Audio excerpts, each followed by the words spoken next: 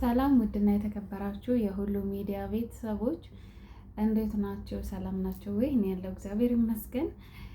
ዛሬ በጣም በሚያሳዝን በጻድቃኔ ማርያም የተከሰተውን አሳዛኝ የተፈጥሮ አደጋ ነው የምነግራችሁ ማለት ነው።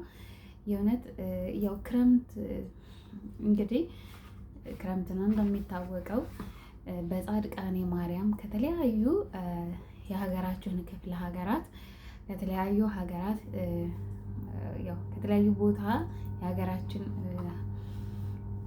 በያለበት በየአቅጣጫው እንግዲህ በአራቱም አቅጣጫ ወደ ጻድቃኔ ማርያም ለሱባኤ እንዲሁም ደግሞ ለጸበል ይሄዳሉ ማለት ነው። እንግዲህ ጻድቃኔ ማርያም በዘረ ያዕቆብ በአፄ ዘረ ያዕቆብ የመንግስት ዘመን ነው የተሰራችው። እንግዲህ የጥንት ገዳም ናት። አሁን ደግሞ እንደ አዲስ ታድሳለች ማለት ነው። እና እንግዲህ በጣም ብዙ የተለያዩ ሰዎች ይሄዳሉ ወደ ገዳሟ ለሱባኤም እንደነገርኳችሁ ለጸበልም ጸበል አለ። እንደሚታወቀው ጻድቃኔ ማርያም ወደ አማራ ክልል ወደ ደብረ ብርሃን መስመር ነው የምትገኘው። እንግዲህ አይታችኋል። በጣም የሚያስደነግጥ እንግዲህ የመሬት መንቀጥቀጥ የመሬት መንሸራተት ነው ማለት ነው። እንግዲህ የተከሰተው አደጋው ምንድን ነው? እዛ ከመቶ ዓመት እድሜ በላይ ያለው ዋሻ አለ ማለት ነው ጻድቃኔ ማርያም። እዛ ላይ ደግሞ ጸሎተ ምህላ ይደረጋል ማለት ነው።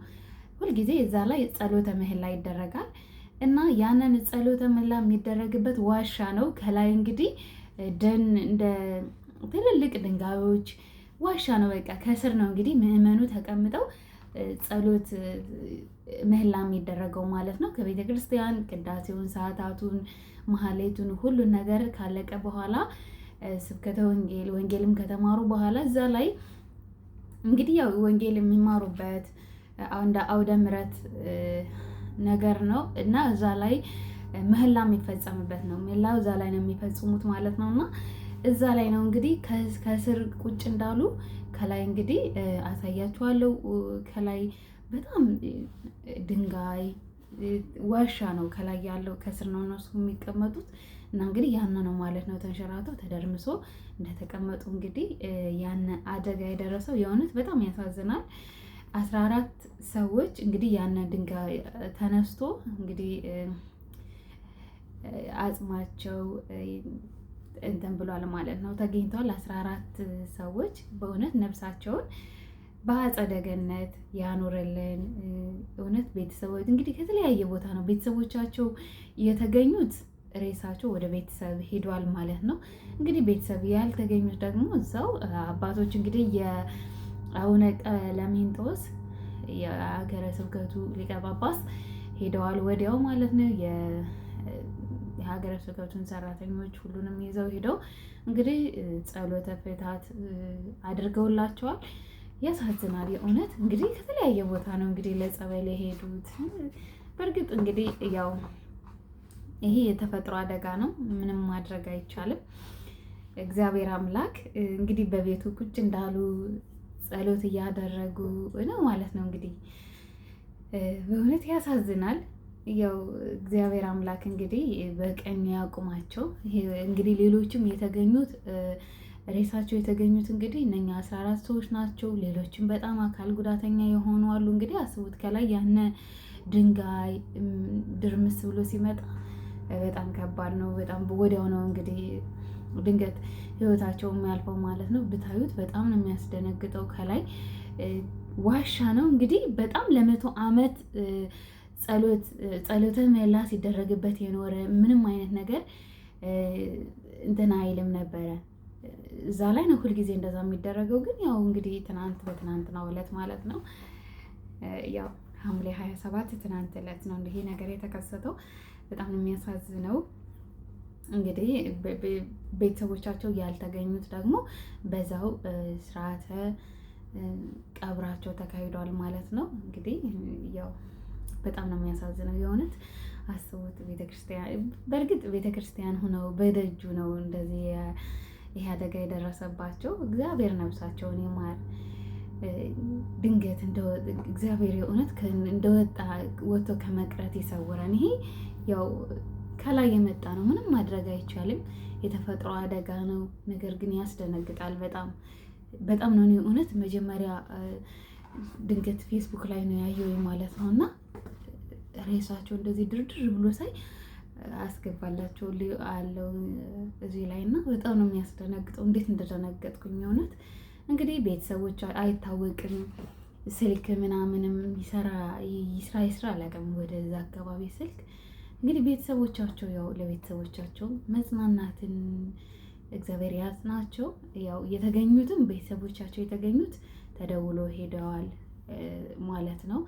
ያልተገኙት ነው እንግዲህ ያው ድንገት ለጸበል ስለሆነ የመጡት ስልክም ይዘው ላይገቡ ይችላሉ። ሱባኤ ነው እና ያ እንግዲህ ያው ምናልባት ወደፊት ሊሰሙ ይችላሉ። እንደዚህ ኢንተርኔት የሌለበት ቦታ ይኖራሉ። ከተለያየ ነው እንግዲህ ጻድቃኔ ማርያም ለጸበል የሚሄዱት፣ ለጸበልም ለሱባኤም። አሁን ደግሞ ያው ጻድቃኔ ማርያም እንግዲህ ልክ እንደ ግብጽ ያለችው ደብረ መጥማቅ አለች አይደለ? እመቤታችን ያረፈችባት እዛ እና ይቺም እንደዛ ናት። እና በጣም ከተለያየ አቅጣጫ ነው ለጸበል ለሱባኤ የሚሄዱት ማለት ነው። በጣም በርካታ ምዕመናን ይሄዳሉ እዛ ቤተክርስቲያን ለመሳለምም እንደዚህ ተሳልሞ ለመመለስም ይሄዳሉ። እና ያው በጣም ከባድ ነው። አሁን በየቦታው ብዙ ነገር ነው የምንሰማው። እና የእውነት እኔ እንደዚህ በዚች ገዳም እንደዚህ አይነት አደጋ ተሰምቶ አይታወቅም፣ በጻድቃኔ ገዳም ማለት ነው። ይሄ ምክንያቱም ይሄኛው ይሄ ሁልጊዜ እዛው ነው ጸሎት የሚያደርጉት፣ እዛው ነው ምዕመኑም። እና አንዳንዴ ያስደነግጣል እንዲህ አይነት ነገር ሲሰማ። በመሬት መንሸራተት እንግዲህ ታስታውሳላችሁ፣ የዛሬ ዓመት ክረምት በሚመጣ ቁጥር ከባድ ዝናብ ከዘነበ እንደዚህ አይነት ያጋጥማልና ባለፈው ዓመት ለራሱ ታስታውሳላችሁ፣ ወደ ወሎ አካባቢ የመሬት መንሸራተት ነበረና አሁን ይሄ በዚህ ክረምት ግን በዘንድሮ ክረምት ምንም ሰምተን አናውቅም ነበረ፣ አልሰማንም። ያው መቼስ የመሬት መንሸራተት እና ትናንት ግን በጣም ነው በቃ ልብ ይሰብራል፣ ያሳዝናል። በጣም ምንም ማድረግ አይቻልም። አሁን ዝናቡ በጣም ከባድ ነው። አሁን ባለፈው ለራሱ የሐዋሳ አካባቢ ይሄ ያው መሬት መንቀጥቀጥ ባይሆንም ዝናቡ በጣም ቤት ሁሉ ግን ጥልጥል እያደረገ እንዳለ መኪና ባጃጅ ፍሬን ብጥስ አድርጎ ምናምን ዛፎች ሁሉ እየወደቁ ነበረ ማለት ነው። ይሄ ክረምቱ አንዳንድ ቦታ ላይ እንደሚታወቀው ክረምቱ በጣም እንትን ይላል። ዘንድሮ እንግዲህ ክረምቱ ዘግይቶ ነበረ ዝናብም የዘነበው እና በጣም ያስደነግጣል። የሆነ ቪዲዮ እያየው ነበረ ሐዋሳ አካባቢ ማለት ነው። እንዳለ ዛፉ ብጥስ ሲል በቃ በጣም ከባድ ዝናብ እና አሁን እንግዲህ ትንሽ ዝናብም ዘንቦ ነበረ እና እንግዲህ ለዛ ነው የመሬት መንሸራተት የገጠመው በዛ እየተከሰተው ማለት ነው። በእናታችን በቅድስት ድንግል ማርያም ያው ገዳም በደብረ ምጥማቅ ጻድቃኔ ማርያም እንግዲህ ባለፈው ነው ገና ደብሯ ለራሱ አልቆ ታድሶ የጥንት ናት። በነገራችን ላይ የጥንት ገዳም ናት ይቺ ቤተክርስቲያን ማለት ነው። እና አሁን ባለፈው እንግዲህ እየተመረቀችው አሁን ገና ነው ታድሳ ማለት ነው ደብረ መጥማቅ ጻድቃኔ ማርያም። እና እንግዲህ ሁላችንንም እግዚአብሔር አምላክ ለደጇ ያብቃን። ያው ግን በእውነት በጣም ነው እንግዲህ ለእነኛ ምዕመናን እግዚአብሔር አምላክ ነፍሳቸውን ይማር። ያሳዝናል በጣም እና ያስደነግጣል። በቃ እኔ እውነት ቪዲዮ እንትኑን ይሄ ፎቶውን ሳይ ልቤ እንዴት እንደደነገጥኩኝ ማለት እንደዚህ ወዲያው ሰው ሁሉ ደግሞ ወዲያው ነው የተቀባበለው እና በጣም ነው የደነገጥኩት። የእውነት እግዚአብሔር አምላክ እንግዲህ ያው ምሕረቱን ይላክልን። እንደዚህ አይነት ነገር በገዳማት ሲፈጠር በጣም ከባድ ነው እና እግዚአብሔር አምላክ እንግዲህ ነፍሳቸውን ይማር፣ ለሁሉም መጽናናቱን እንመኛለን። አሁን እንግዲህ ያው ክረምትም እንደመሆኑ መጠን እንደዚህ የዋሻ አካባቢ በእርግጥ እግዚአብሔር ነው የሚጠብቅ ማንም ሰው በነገራችን ላይ ያለ ቀኑ የትም ምንም እንትን አይልም። ከስንት መዓት አደጋ እንኳን ይታለፋል በእርግጥ ማለት ነው። እና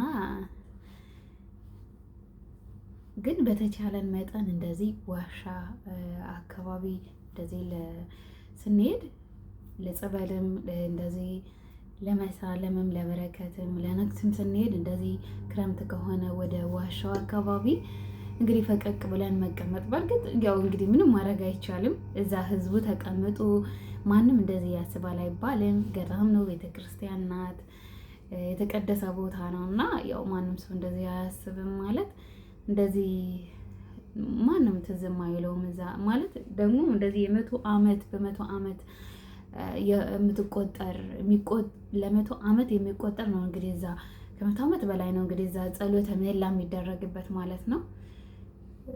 እዛ ቦታ ላይ ጸሎተ ምህላ የሚደረገው ሁል ጊዜ እዛ ነው። ሁሉ ነገር ቅዳሴውም ሁሉ ነገር ካለቀ በኋላ ሰዓታቱም ማህሌቱም ሁሉም ካለቀ በኋላ እንግዲህ እዛ ላይ ነው የሚደረገው እና ያው እንደ ሁል ጊዜው እንደለመዱት እዛ ላይ ምህላቸውን ሲያደርሱ ነው እንግዲህ ጸሎታቸውን እያደረጉ ነው እንግዲህ ይሄ ነገር የተከሰተባቸው። ሙቀቱ ልነግራቸው አልችልም። የእውነት በጣም ከባድ ነው ሙቀቱ እና ብቻ በእውነት እግዚአብሔር ነፍሳቸውን ይማር። በድጋሚ በደጁ ነው በእግዚአብሔር ደጅ ነው እንደዚህ የሆኑት። ያው አንዳንዴ ድንገት ሲሆን በጣም ያሳዝናል። ለቤተሰብ እንዲህ በአንዴ ሁሉ ሰው እንደዚህ ያሳዝናል። በእውነት ልብ ይሰብራል። እንግዲህ እግዚአብሔር ያሉትን ይጠብቅልን። አሁን እንግዲህ ገና እየተፈለገ ነው። የሚገርማችሁ እየተፈለጉ ነው። በጣም ብዙ ሰው ነበረ እዛው ቁጭ ባሉበት ማለት ነው። አሁን የተገኙት ናቸው፣ በቁጥር የተገኙት ናቸው እንደዚህ አካልም ጉዳት የደረሰባቸው ተርፈው ደግሞ አካል ጉዳት የደረሰባቸውም እንግዲህ ያው አሉ። ሌሎችም ገና እየተፈለጉ ያለው አሉ እና እንግዲህ ለሁላቸውም ለታመሙትም እንደዚህ ጉዳት ለደረሰባቸው እግዚአብሔር አምላክ ፈውስ ምሕረቱን ይላክላቸው። ለሞቱትም እንግዲህ ላረፉትም ነፍሳቸውን በአጸደ ገነት ያኖርልን። ቤተሰቦቼ ስለነበረን ቆይታ እጅግ አድርጌ አመሰግናለሁ። መልካም ቀን